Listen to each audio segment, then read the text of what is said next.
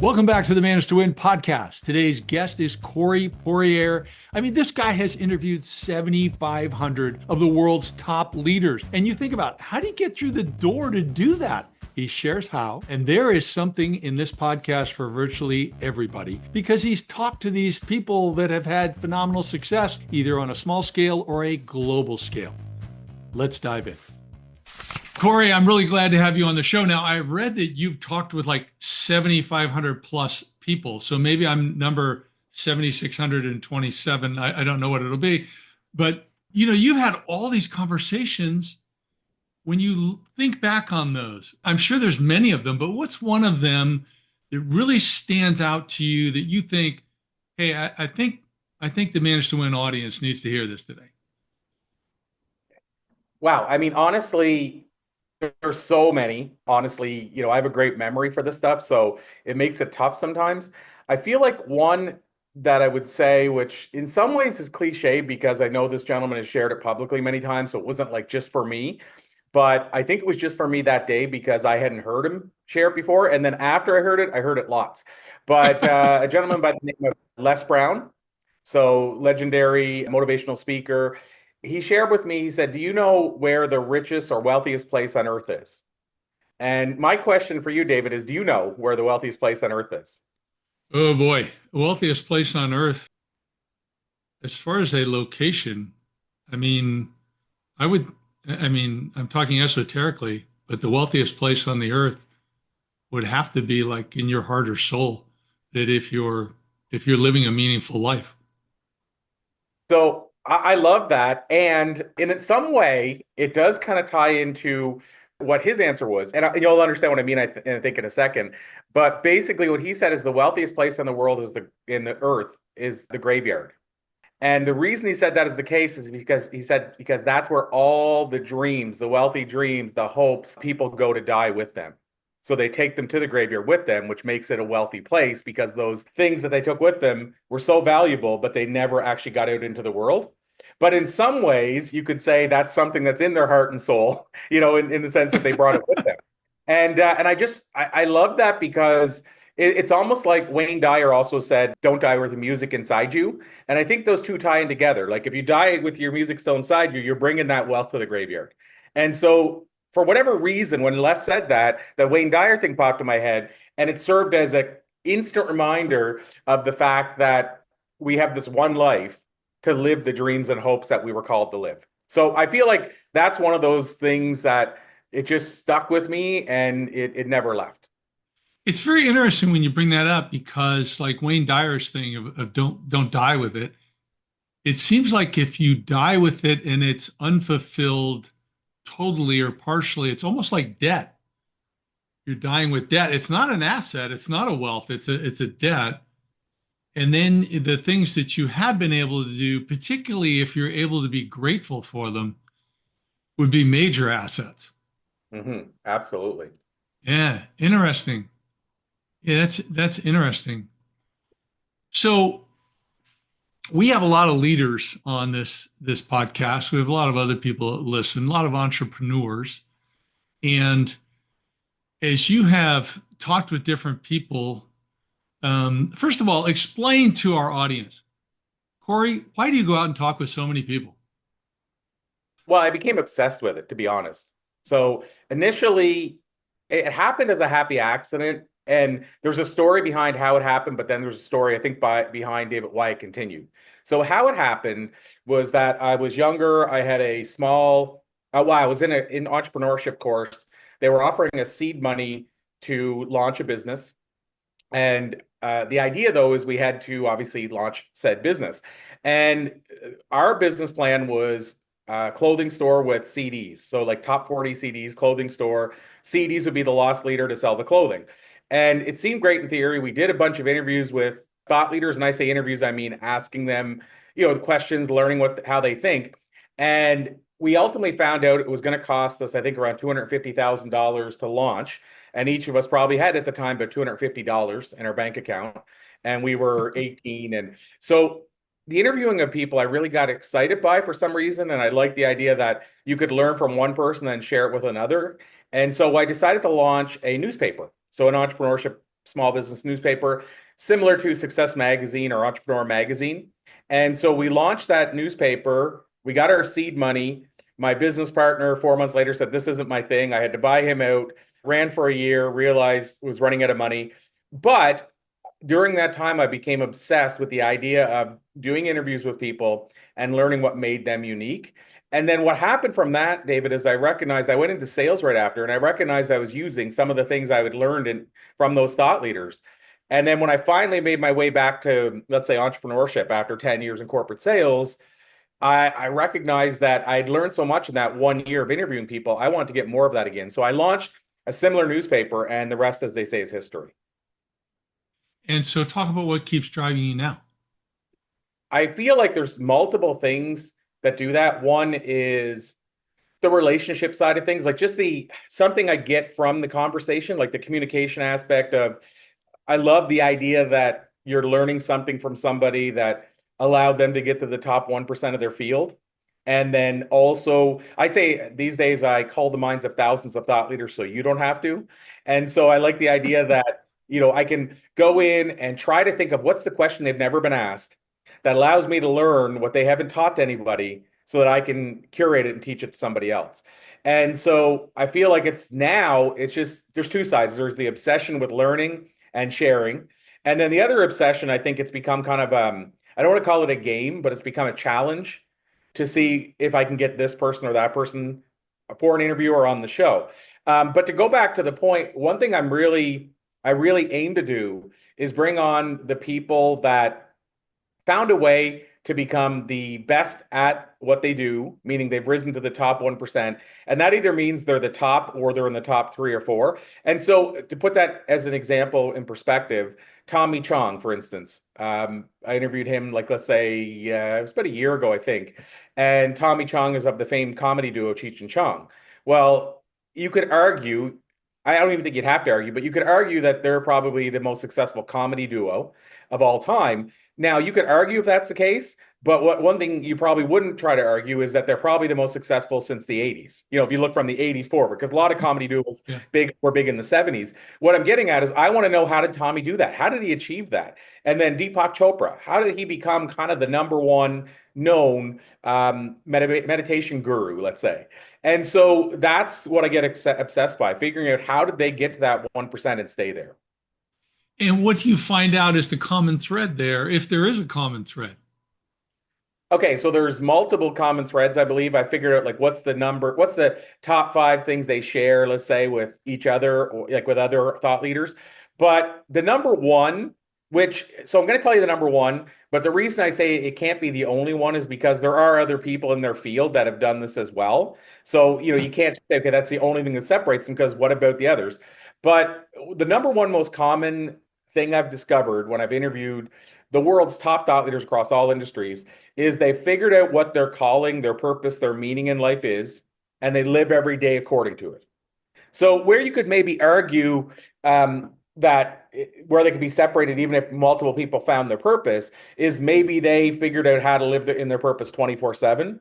And that other person lives on purpose, but not all the day. Like, maybe you could dissect that much deeper.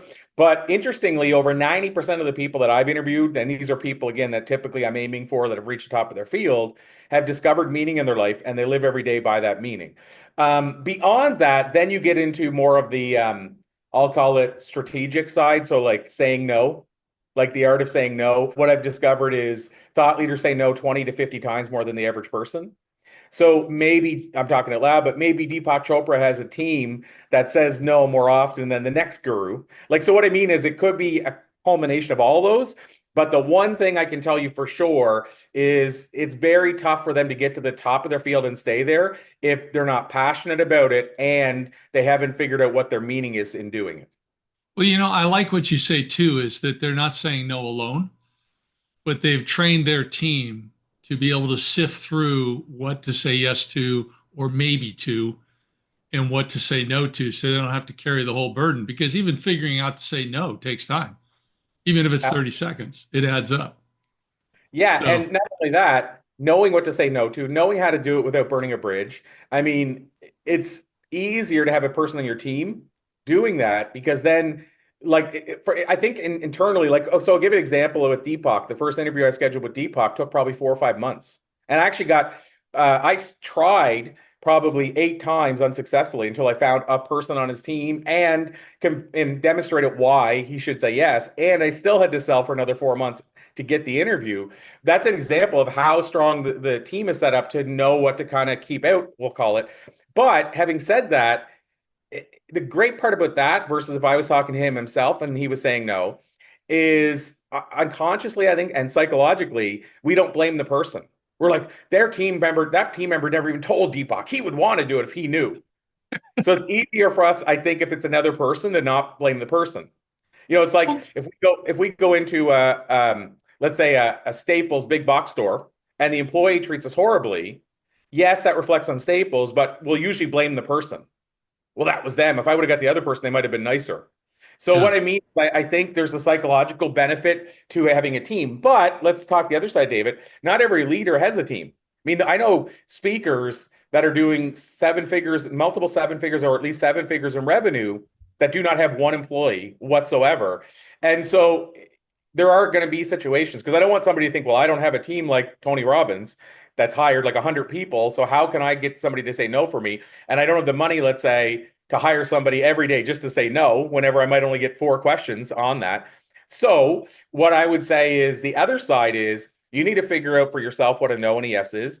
Easy way to do that, not saying it's simple, but easy way to do that is to have a mission statement and then to know, so that mission statement, to know what is the yes and the no to you based on what you feel your mission is. So for example, mine is to be the guy that motivates, donates, educates, entertains, and inspires. That's my 5-point mission statement. And so I carry that around with me and I don't look at it anymore, but it's there. So it's like unconscious, it's there. And what I do is if somebody says, well, you do this, I look at that 5-point test and say, is it going to help me motivate, donate, inspire, educate, and so on? If it's like 1 out of 5, it's an easy no if I want it to be without regret. If it's 4 out of 5, it's an easy yes without regret. So the first thing is, how do we know what is a real no? And I think it's figuring out what your mission is. And then once you know what the mission is, you'll know what's going to push you toward that mission or pull you away from that mission. Now, I can tell you how to say no without burning a bridge and other stuff like that, David, but I don't want to steal the thunder. So I don't know if you have any questions on that side, but yeah, the mission statement is the starting point, I think. Well, actually, my questions are going to go down a little bit of a rabbit trail back to something you said earlier that you talked about how you had to sell them for another 4 or 5 months. I'm curious when you spent 10 years in the corporate selling, but now as you're selling some people who don't want to take the time to talk to you for whatever reason, I'm curious how it plays in for you that you actually sincerely are interested in speaking with the person. And so whether it's the gatekeeper or whether it's the person you eventually interview, that you actually have an edge in that because it's sincere and you're creative by your 5 points that you're going off of, and you're trying to ask them a question they've never been asked before, then do you actually have an edge in that you're able to form a bond with this person because of that sincere interest that you've got in just starting that type of relationship? I believe the answer is yes. And I'll add to that one thing, which we send often when it's the gatekeeper we're working with, is I have a promo video that's like, I think, in fact, I want to shorten it soon. It's probably 4 or 5 minutes. So I'm not convinced they listen to the whole thing or watch the whole thing. But in there's lots of clips with bigger names saying, I've never been asked that question before. So like Neil Donald Walsh, who wrote Conversations with God, he said something that he had never been asked, which is how do you define the word success? Which I was blown away. I thought he was joking with me because he's got a real sharp sense of humor. And he goes, "No, I'm serious. I've never been asked that." And Guy Hendrickson, I'm trying to think of the name of his book, but it's with the goldfish that jumps over to the other one. And he's been on Oprah like 17 times or something like that. And I asked him a question. He said, "Oh my gosh, I've never been asked that. He said, let me applaud you for asking a question I've never been asked." And Lisa Nichols in the video said, "I just want to thank you for your interview skills." She said, "You asked me stuff that nobody's asked me ever before. And I just came off a round of doing 200 interviews. And a lot of the questions sounded the same. But you got stuff out of me nobody's ever gotten out of me." Or Stedman Graham said, "Where'd you find that out?" And so what I'm getting at, this is not a me Inc. thing. I'm saying this is one of the things that I send so they can see that there's a good chance the person that they book with me might say the same thing, and they'll look like the hero for bringing them on an interview where they share something they've never shared, which is a great feeling. So there's that side. The other side, though, in terms of how that happens, in terms of you going back to the passion for what they talk about and me being passionate to talk to them, typically speaking, if I'm reaching out, it's because I know their work. I know who they are. I know a lot about them. And so I think they can read the passion there. So I mentioned commonalities that we have. Or, for example, I was just on a show, a lady named Amberly Lago. She has a really big show out of Dallas. She brought me on the show, and then I saw somebody started following me.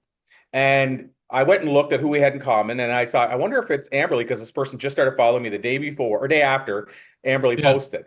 And Yeah. and I went down her list of who she had interviewed recently, and Amberly was on it, and the guy that was visiting us in the studio was on it. So back to back, two people we had in common. So I went and said, "Oh my gosh, thanks for adding me or following me on Instagram. So cool." I went and noticed that we have blah blah blah. And so her first thing to me, David, she sent me a voice message last night, and she said, "Oh, and by the way, I'm thinking, I don't know why, but I'm called to tell you, I think I need to bring you on my show." And she has a really really massive show. What I'm getting at is I believe it's the commonality of, oh, I saw we have Amber and Brian in common. The interesting part is she goes, "Oh, I didn't even notice that." So I thought she followed me because of them. And she said, "I Ah, didn't even notice that." So I think that pointing out that commonality is huge. And so, yeah, the answer is I'm passionate. I come into it. So here's the last piece of that is research. Because I'm passionate about who they are, I usually know a lot of stuff that other people wouldn't know. And on top of that, I do a bit of research because I'm passionate about what they do. So I watch a show called Hot Ones on YouTube, and the guy is able to bring out stuff into people that would seem to know. Like I heard a guy in an alley gave you a guitar one time and blah blah blah, and like it's never been said in an interview. He goes, "How did you find that out?" He goes, "You guys have a crack research team." Well, I try to research, maybe not to his level, but at a high level. And so, like I said, Stedman Graham, I brought up a charity he was involved in that he launched years ago and didn't have any more. And he's like, "How did you hear about that? Like, where did you get that?" And so I try to do enough research that even in my conversation with the gatekeeper, they can tell this person has done their homework. yeah, interesting. And it's interesting also, I didn't think of this when I invited you to the show, how similar the interview skills are to effective selling skills, you know? I And believe you're right. Absolutely. yeah, very interesting because when you ask the questions that create connection and demonstrate that you actually care, then you make so much better headway. Okay, let me go back. So you said there were five common things. So you Yeah. talked about they're living their purpose. They say no. And what's number three? Yeah. Number three is they hire for their weaknesses. So this goes Okay. back to what we talked about earlier, but well, it goes back to the no even. Like maybe their weakness is Yeah. saying no. And so they have somebody in their team that can do that. It's quite honestly, it's fascinating to me when I went to school, like a lot of people, we're taught to focus on our weaknesses. Oh, you're not very good at that, so let's do more homework on it. And you're already good at that, so don't bother with it. You're already got it covered. And the interesting part, David, is I thought that was real life until I got out and started learning that 99% of the people that were making the biggest impact were focused on their like the stuff they love doing. That's what they spent their time in. And then they Yeah. said, I can't do that, so I'll hire somebody. And then I started reading. I didn't start reading until age 27, but I read the book Think and Grow Rich by Napoleon Hill. And Yeah. he talked about this scenario where Henry Ford was in court with this guy because this guy called Henry Ford ignorant. And Henry Ford wanted to demonstrate he wasn't, so he went to court because he felt it was an insult or what have you. And the guy tried to prove that he was ignorant, and he asked him all these questions. And then Henry Ford, to my understanding of it, to some effect, asked the judge, "Do you know any of these answers?" But the biggest thing he did was he said, "Why would I fill my head with that kind of useless information whenever I can push a button and get somebody to come in and give me that answer?" And the judge ruled in the case of Henry, he said, because to me, that's not ignorant at all. He was smart enough to hire people that, and by the way, this isn't like a look down on any person either. It's like hiring somebody that is passionate about that. Some people are great researchers and would love going to find those answers. And so you're actually giving somebody, in my opinion, a position or a role that they thrive with and they love, and it's something you don't love. Like you might hate accounting, but you have to do accounting in your office and you hire a person that's absolutely obsessed with accounting. I mean, that's a win for everybody. Like what is the key? Jack Welch had that note in his book about figure out which seat people are supposed to be sitting in on the bus, and if you have to, switch the people around in their seats. Meaning, like if you have somebody that loves accounting that's doing HR, you have somebody who loves HR that's doing accounting. Sometimes just switching the two of them can change your entire company culture. So, Okay. go back to the point: hire for your weaknesses. Interesting. Another aspect on that that builds off what you said was that I think it was Albert Einstein didn't know his own phone number. He's like, Yes. well, I don't need to know it. So I'm not going to fill my same type of thing. I'm not going to fill my head with that. And actually, what we do with our clients, we do talent assessments with them. And that's their approach they take. They say, oh, yeah, I got to find out what I'm doing wrong. I said, no, no, no, no, no, no. I want you to look at how the results are on your behaviors, what's driving you, your motivators, and then these 25, the maturity in these 25 soft skills. I want you to pick out your strengths. And I want you to figure out, choose one of them and choose one thing you can do to move that strength one step closer to becoming a superpower. And so Absolutely. I totally agree with you. If you do that, and by the way, what I've found, and I'm curious whether you've seen this either with the people you've interviewed or yourself, when you build your strengths, a lot of times the weaknesses go away. You actually build something that overcomes the weaknesses, or like we say, you delegate it out, you hire someone to deal with it, and then you just keep building on the strengths. Absolutely. Yeah. Yeah. So great. Cool. All right. What's number four? Number four is what I call the 1%. So the idea or concept here is, I'll even tell you a super quick backstory because it adds to why I share it, is I had a person in my network who was an elite skating coach, and he worked with the likes of Sidney Crosby, Wayne Gretzky, what have you. And Sidney Crosby had an injury, a concussion, a while back. And so he wanted to get back into the game. And so he worked with Doug, this lead skating coach. And so it occurred to me at one point, I said to Doug, I said, how can you teach somebody like Sidney Crosby anything? I mean, the dude's doing like 99% of it well. Like, what can you teach a guy like that? And I didn't say it to Doug, but I'm thinking, this guy's playing at the highest level in the NHL, and you haven't been in the NHL. And it's not a knock on him, but an elite skating coach. I mean, obviously his skating skills are probably better than a lot of the people in the NHL. But anyway, I said to Doug, what can you teach him? And he goes, well, that's the thing, Corey. He said, you said the 99%. Sidney, you're right. Sidney's got the 99% down. What he needs to work on is that last 1%. And he said, even a tenth of a tenth of a tenth of a tenth of that 1% could mean the difference of a goal a game for the rest of his career. So he said, we only work on the 1%. We ignore the 99% he's doing well. We focus on the 1% and just see if we can just find a little piece of that to make it better. And so to me, I started asking, then I started paying attention in interviews when I started talking about this, and I realized that's a common trait. Like that, again, it was, if I look at the numbers, I think it is actually number four, but it was like one of the most common traits is that they're constantly always trying to find ways to grow personally, professionally, what have you, and just improve on that little bit they're still struggling with. They're never going to be perfect. So let's focus on that little bit. And I will say, some people, it's like they just find that little tiny etch, and it just all of a sudden it's like I figured it out. It's that one little thing, but it's figuring out what your 1% is and being willing to grow in that area and figuring out how you can actually grow in that 1% area. Oh yeah, no, and you do have people that say just try to grow like 1% at a time, a small amount.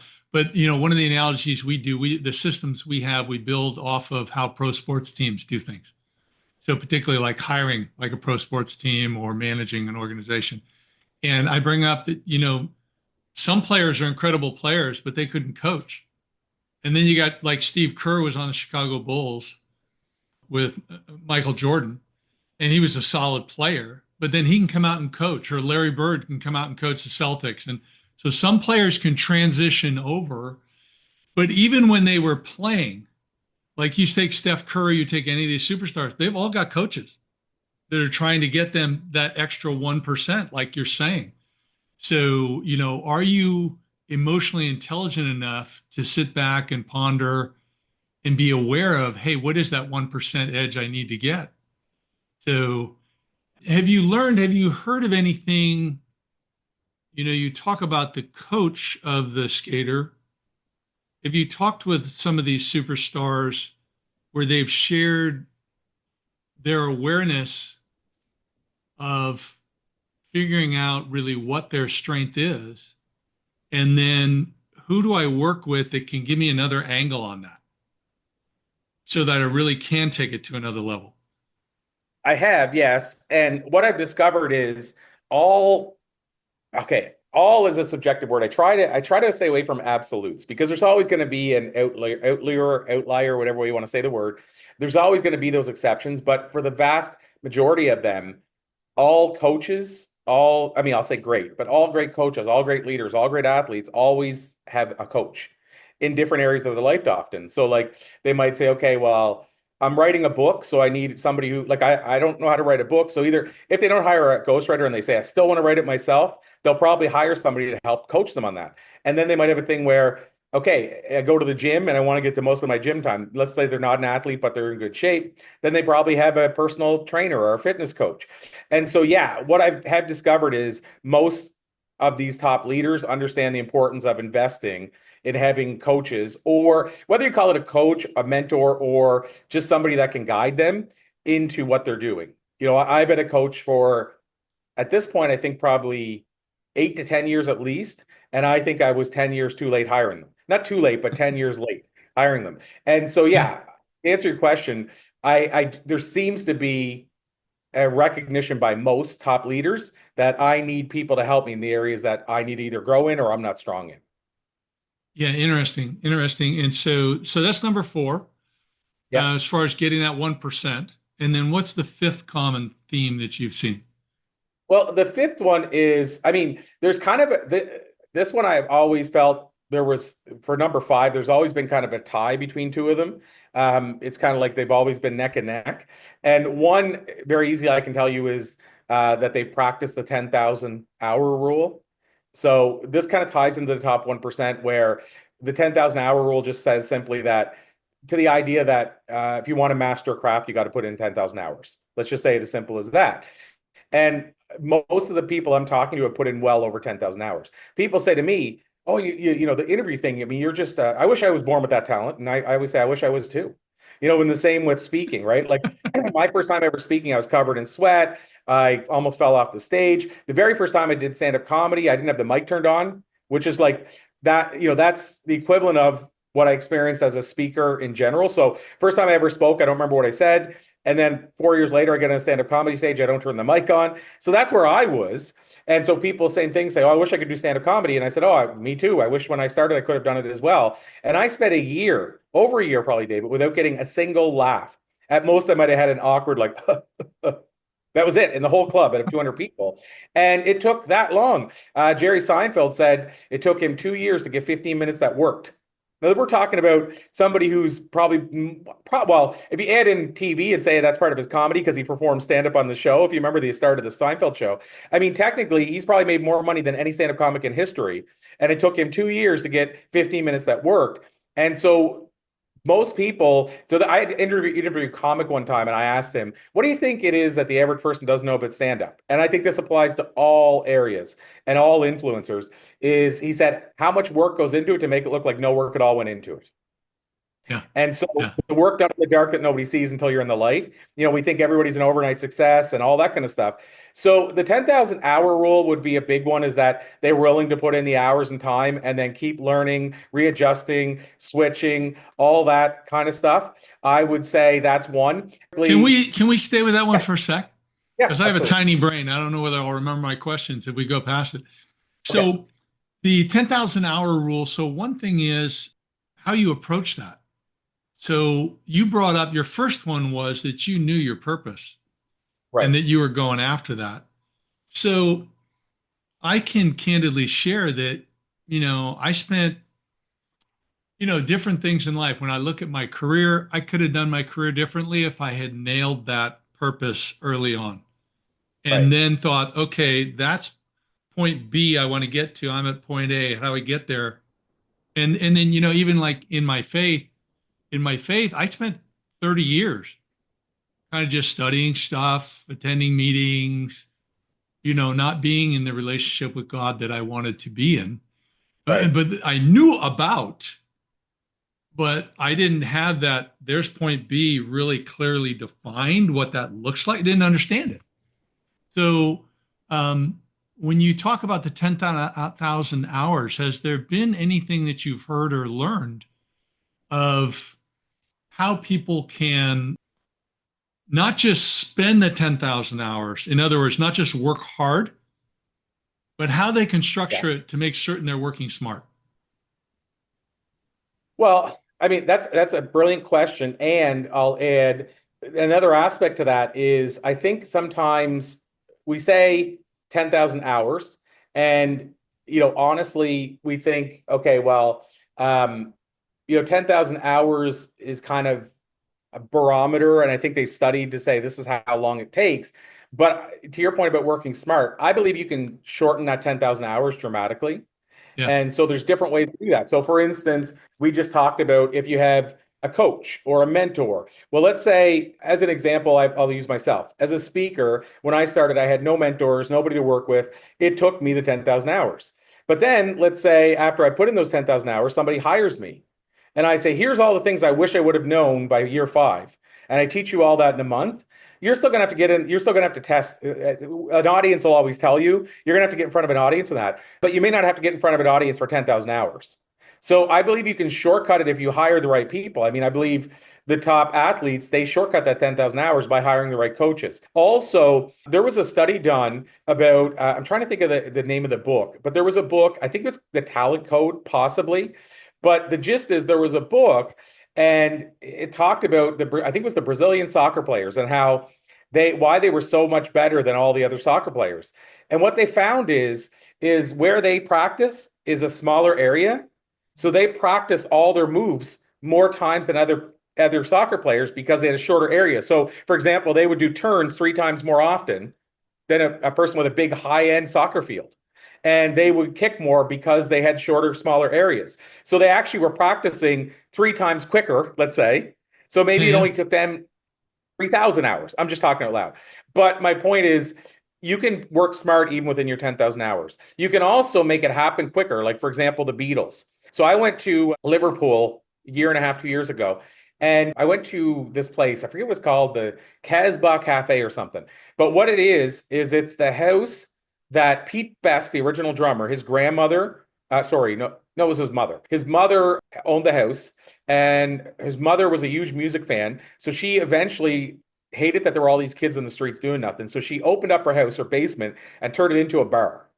And I think it was the Casbah bar at the time. But either way, they opened up this bar and the Beatles became kind of the house band. But it was after they had went to Hamburg for 2 years. So when they went to Hamburg, they wrote that song 8 days a week because that's how much they were playing.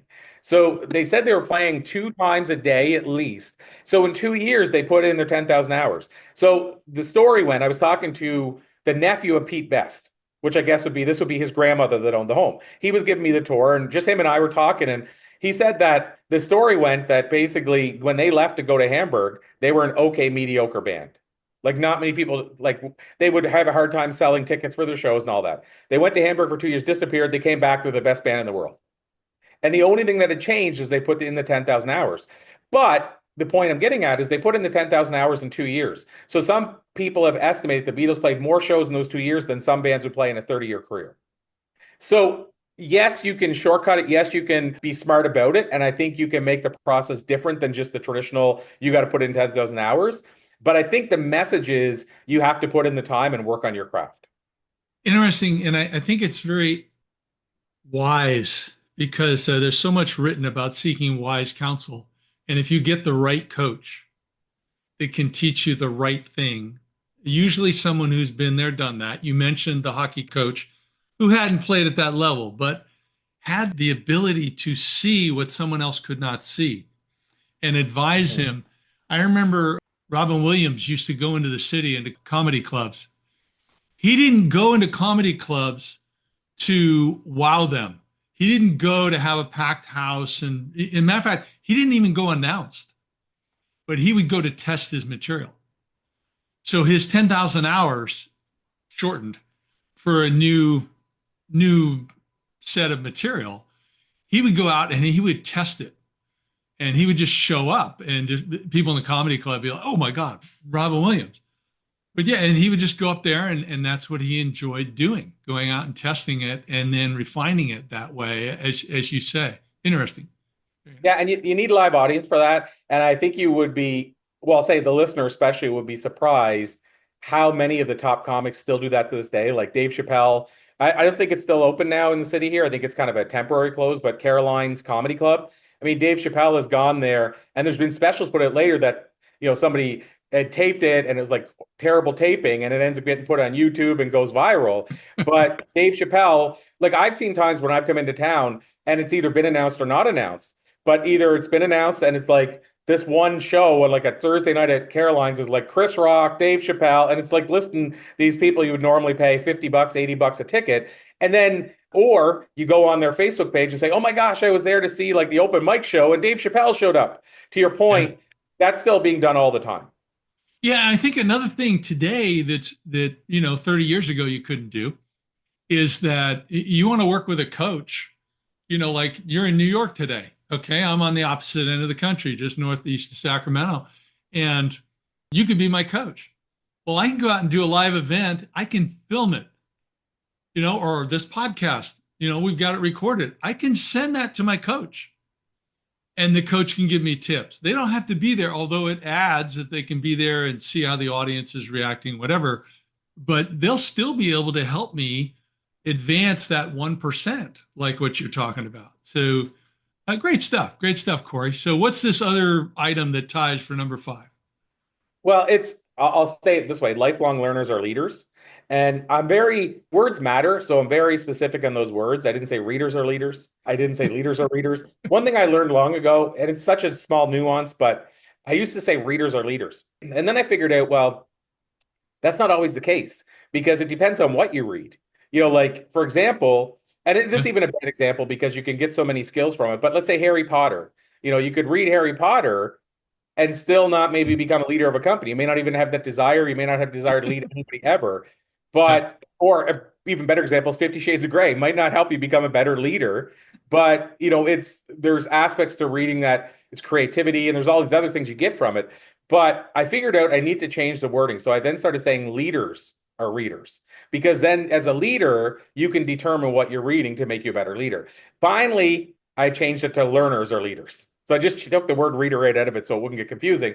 But the takeaway here is lifelong learners are leaders, and those people realize the importance of continual learning to continual growing. So for example, I'll give you a story example is Jack Canfield, who's the co-creator of the Chicken Soup for the Soul series. Well, I had somebody at my show one time and they were telling me the story about how they were at a Tony Robbins event and Jack was sitting at the back of the room. Now, Jack and Tony are friends. Jack could go backstage and talk to Tony and learn all this stuff. But Jack was there filling up a notebook of what he was learning while listening to Tony Robbins. And then they said the table across from Jack, like right next to him on the other side, he watched this 19-year-old, guessed it was 19-year-old that was looking at Jack shaking his head. And, like, look at this old guy writing all this stuff and what have you. And he said, how weird is it that Jack, who at the time I think was 70, who doesn't need this anymore at all, is taking all these notes. And this guy who's 19 could use Jack's notes and still doesn't get it.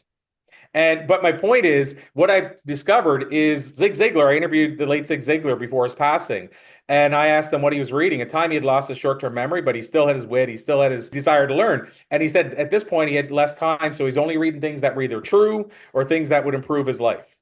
He was 84 and he was still investing in learning. And this goes across the board. And I even think it goes back into history because if you look at the Ralph Waldo Emersons, the Henry Fords, the what's his name, Henry David Thoreau. Like we went to Concord, Massachusetts, where in that place is where Ralph Waldo Emerson, Henry David Thoreau, the person who wrote the Scarlet Letter, I'm trying to think of the name, the person who wrote Little Women, they were all based there. They had like a commune of artists and writers, and they were the lifelong learners. I mean, Ralph Waldo Emerson's quotes are being used every day somewhere.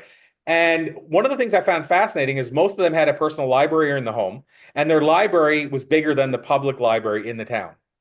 Wow. So that's my point is the people that realize it's important to keep learning and feeding their mind long after your high school and your education is gone are the ones that rise to and stay at the top. And I've seen this through and through. So that's the other one that those two 10,000 hours, I go back and forth between which number's 5 and which is number 6, because I've had times where I've shared top 10. So those two I struggle with because they're both great. They're neck and neck all the time. Well, it's interesting too that today I think reading is still super important, and I know I should do more of it. A lot of people don't, but there are so many ways to learn. I would like to ask you, so you say learners are leaders. So how would you define a leader? Wow, that's a great question. And I will say to your point, I didn't read my first book until age 27. And at the time, the downside for me And it was How to Win Friends and Influence People, by the way, by Dale Carnegie. Oh yeah. Second book I read was Think and Grow Rich. And I always say, if you're going to start late, that's a good way to start, those two books. But I didn't have other options, really. There weren't many other options then, David. Like I'm not that old, but at the same time, if I go back to at that age for me, like 18, 19, there wasn't podcasts, there wasn't these things. Yeah. I always say now you're spoiled. And I don't mean you or me. I mean, just we're spoiled as a society because we can go in a car and drive in our car every day to work and turn that into a mobile library, as Brian Tracy calls it. And every Yeah. day you can get a university education in 2 years just driving in your car now. So yeah, to your point, there's so many ways to consume now. You do not ever have to read a book or even a word in your entire life. You can still get the same knowledge that I'll get from reading a book. So I wanted to put that aside for a sec. As far as how I define a leader, well, I mean, make a joke first out of it is I think it was John C. Maxwell that said, if you're a leader and nobody's following you, all you're really doing is taking a walk. Yeah. If there's no followers, you're just taking a walk by yourself. And so I believe for me, a leader is someone who cares about the results of the person that they're serving. And note the word there, serving. Because I believe a leader is still serving a person that if we look in the hierarchy, may be working for them. So I believe, first of all, a leader is somebody who cares about the person they're serving. To me, a leader is somebody who isn't scared to get their hands dirty and get in and do what they're asking the other person to do. Oftentimes, they may have done it themselves or they're willing to do it themselves. One of the things I pride myself on is everything that we do in our Blue Talks company, which I know we didn't talk about that, but it's almost like TEDx meets Chicken Soup for the Soul. We have like roughly 20 people that work with or for us. And every role that we have in our company, I've done time in that role. And so I think a leader is willing to put the time in and show that it's not above them or below them to do that work as well. I believe a leader also, to me, is somebody who's willing to listen to other people's feedback, input, and think about, does this make sense? Well, let's consider this. Let's talk about this. Let's not just blow it off because I didn't come up with it. To me, a leader is willing to learn, and a leader is willing to be empathetic. So like, if I were in my employee's shoes, how would I feel if that happened to me? So to me, those are some traits of a leader. It's interesting because underlying everything you said is Jim Collins's conclusion of Good to Great, that the few who made it to great had one common trait, and that was humility. And that really is underlying a lot of what you said. And I just wanted to bring that out and hear your thoughts, because I want to encourage our audience that although Maxwell, very wisely says, if you want to be a leader and no one's following you, you're going for a walk. I would say that if you're a leader and you're on that walk alone and you're living out the attributes you just said, you may only have your children or a close friend walking with you. I'll change it a little bit from following, but you still can be a leader, and a very effective leader, that when you touch just one other person and you're that role model they need, because we become like the people that we hang out with, then that person then can extend that. And I think that's really powerful. So that's great stuff. So talk about what you're doing. Let's shift gears. So I mean, this has all been great. I mean, well, and can I have one last thing, David, just on that? Oh yeah, please don't let me put it in my head, so I wanted to get it out. Yeah. And it goes back to the late Zig Ziglar, who I mentioned, referenced just for a minute ago. But Zig Ziglar, he had this great quote, but I'm going to paraphrase it to also what defines a leader. But then also what you just said is so profound about you only have to impact one life, even if you don't want to be the next Tony Robbins or Zig Ziglar or what have you. Yeah. But Zig Ziglar's great quote was, "I'll see you at the top."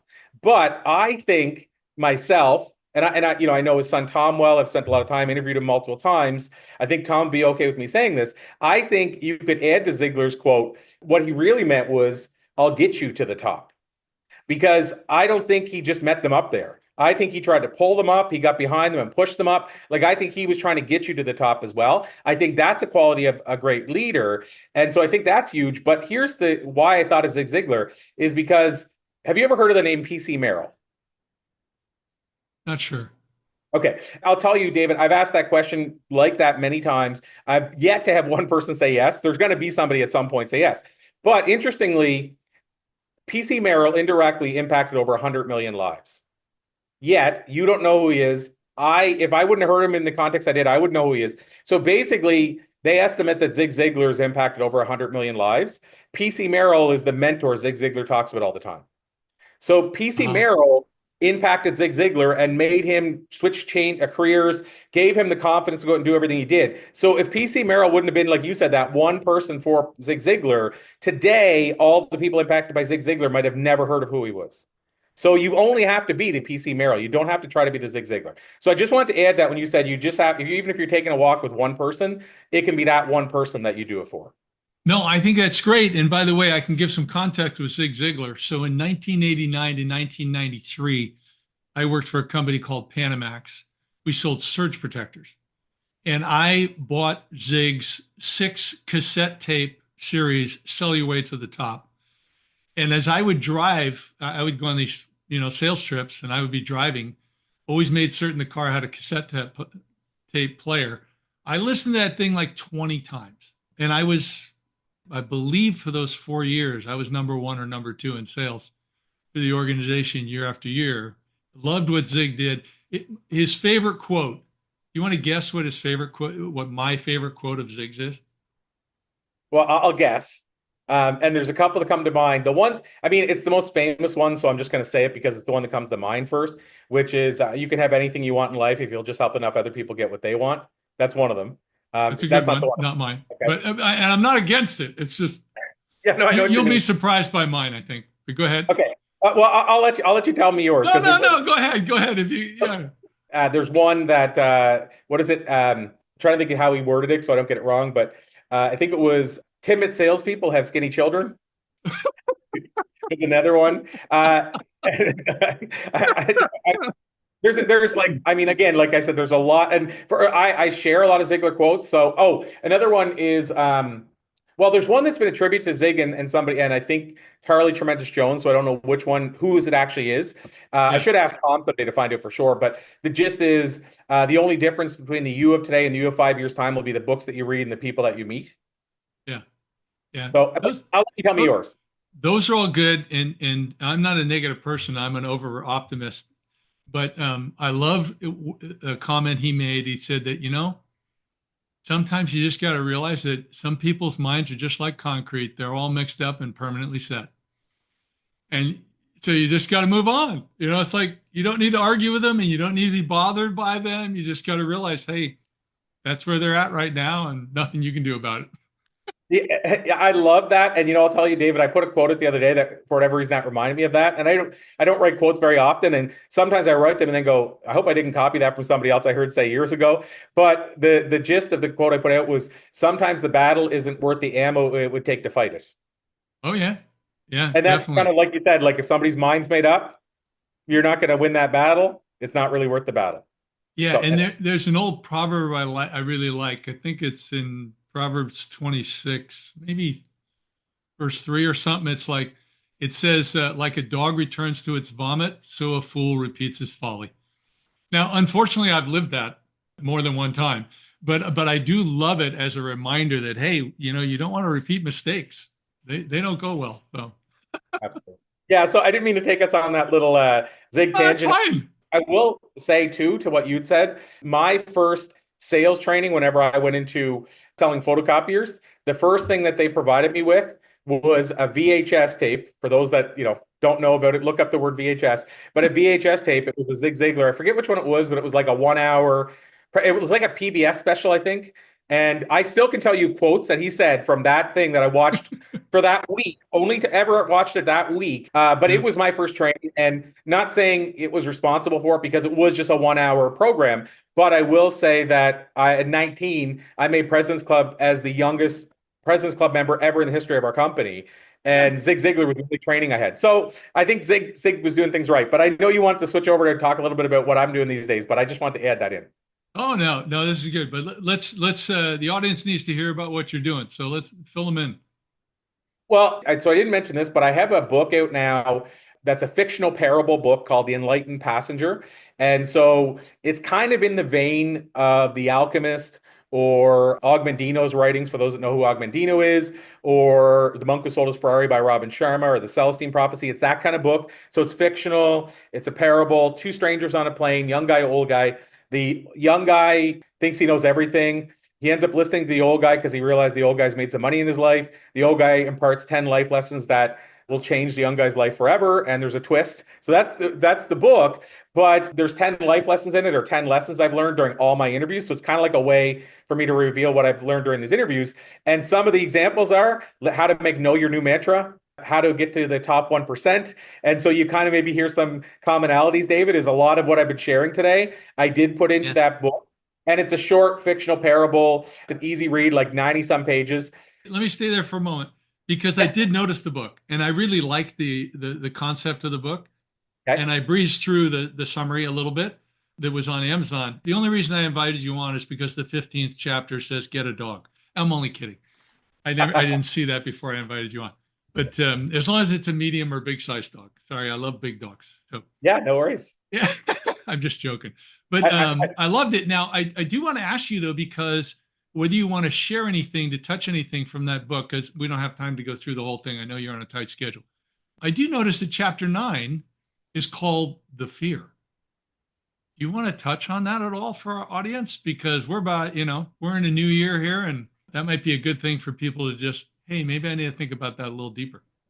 Yeah, I mean, so to me, even just to explain, with the word fear, there's so many different meanings I've heard for it. One of my favorite, and it's not one I subscribe to, but it's just one of my favorite, is F everything and run. I just always like that. But basically, honestly, I think that fear is, for me at least, has been a good thing in my life. Now, it sucked when I was living in fear fully, but it's been a good thing because what happened for me is once I began facing my fears, and I think I talk in the book about it, but I talk a lot about expanding your comfort zone, like figuring out how small your comfort zone is now, what's outside of it, and what do you have to do to to accomplish those things outside your comfort zone. But what I've discovered is, for me, fear has been great because figuring out what I'm afraid of and then tackling it has allowed me to expand my comfort zone exponentially. So how I do that, I have a talk on this actually. I think it's, without looking at the name because it's been a long time ago, but I think it's called How to Face Fear and Expand Your Comfort Zone. I might have a couple of words off there. It's a TEDx talk. And I talk about how to get outside your comfort zone. And with the facing of the fear, it's basically, I talk about, let's say you want to do stand-up comedy, since I mentioned that earlier. And that's obviously a big fear. Like they say the number one fear in the world above death is public speaking. So Jerry Seinfeld has made the joke. What that means for the average person is that if they were at a funeral, they'd rather be in the casket than doing the eulogy. But having said that, stand-up comedy is obviously a bigger fear than public speaking. It just doesn't register because so few people ever try it. They don't even bother measuring it. But for me to do stand-up comedy, I got tricked in. I say that all the time. It's true because we didn't know we were going to be performing that night. And I found out I was. And I had this idea that I sat at the side of the stage and saw a vision of me sitting there as an old man pointing to another old man saying, I was going to try that one night.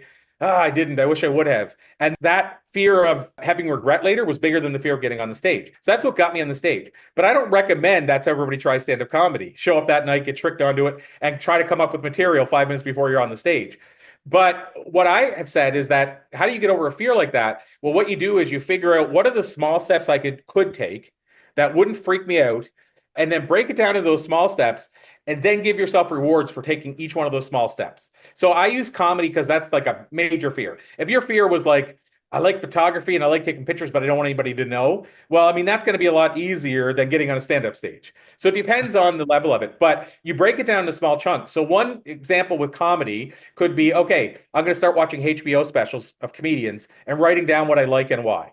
I'm going to go to a stand-up comedy workshop and just learn. And in my head, think I'm never going to get on a stage. I just want to go to learn because you don't want to scare yourself out of attending.